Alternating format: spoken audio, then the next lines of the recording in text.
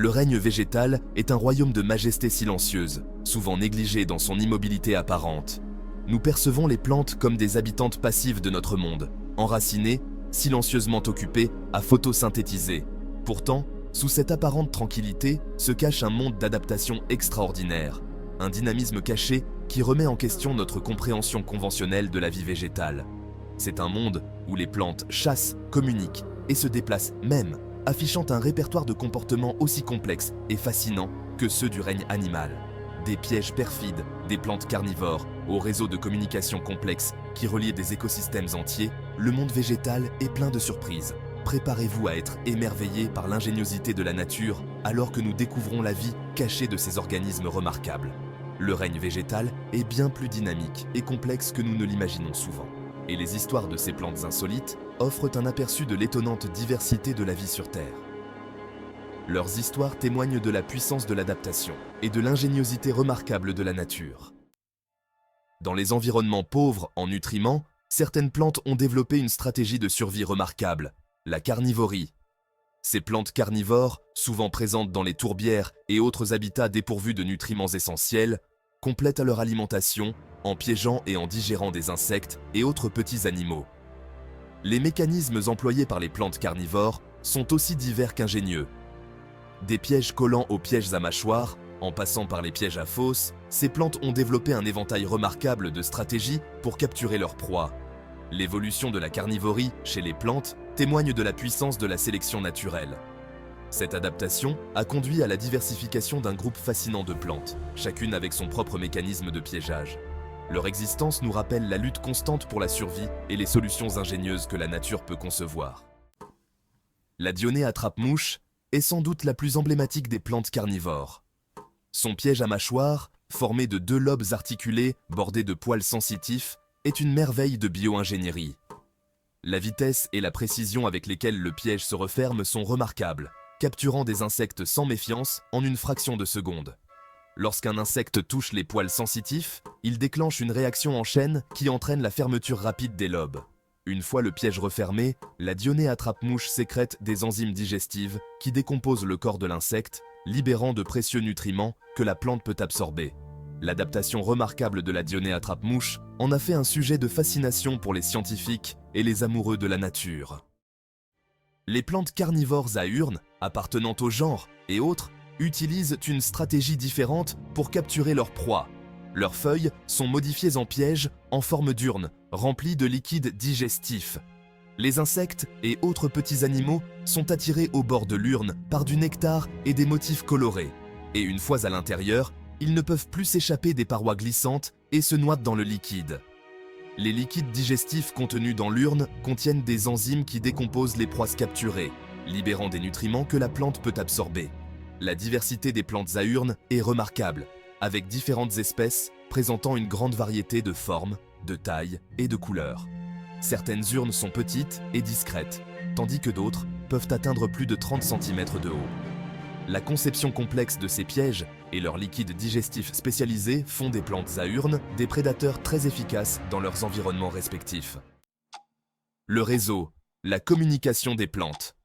Les plantes peuvent paraître silencieuses et isolées, mais sous la surface, elles échangent constamment des informations. Grâce à un réseau complexe de signaux chimiques, les plantes communiquent entre elles, avec les microbes bénéfiques du sol et même avec les prédateurs potentiels. Les plantes utilisent une variété de signaux chimiques pour communiquer, notamment des composés organiques volatiles qui sont libérés dans l'air et des molécules de signalisation qui sont transportées dans le sol. Ces signaux peuvent transmettre des informations sur les conditions environnementales, telles que la sécheresse ou les attaques d'insectes, permettant aux plantes de se préparer aux défis et même d'avertir leurs voisines. La communication entre les plantes et les microbes bénéfiques du sol est particulièrement importante. Le Wood Wide Web témoigne des relations complexes qui existent dans le monde naturel. Le langage des plantes. Le langage chimique des plantes est incroyablement diversifié et nuancé. Les plantes peuvent libérer des composés organiques volatiles spécifiques en réponse aux attaques d'herbivores, avertissant les plantes voisines du danger imminent. Ces avertissements peuvent nous déclencher des réponses défensives chez les plantes voisines, comme la production de toxines ou l'attraction d'insectes bénéfiques qui se nourrissent d'herbivores. Les plantes peuvent également communiquer avec les microbes bénéfiques du sol en libérant des signaux chimiques spécifiques. Ces signaux attirent les microbes capables de fixer l'azote de l'atmosphère, le rendant disponible pour la plante, ou les microbes capables de protéger la plante des agents pathogènes du sol. Ce dialogue chimique entre les plantes et les microbes est essentiel à la santé et à la survie des communautés végétales.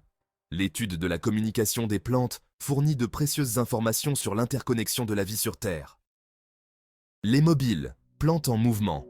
Alors que les plantes sont généralement perçues comme des organismes stationnaires, beaucoup présentent des degrés de mouvement surprenants.